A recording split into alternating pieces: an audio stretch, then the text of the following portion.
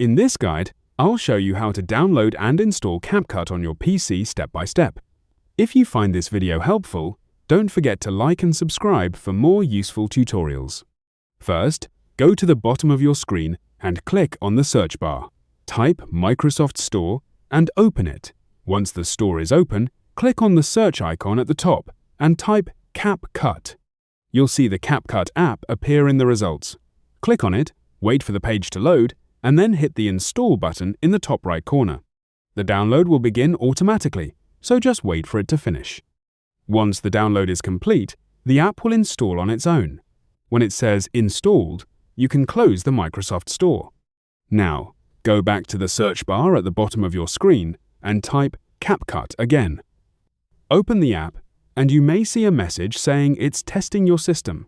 Wait for it to complete, then click Confirm when prompted. After that, CapCut will launch. You can start by clicking New Project at the top or explore templates if you prefer. To begin editing, click Import and add your media files.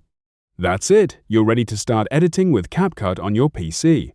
If this guide helped you, make sure to like the video and subscribe for more content.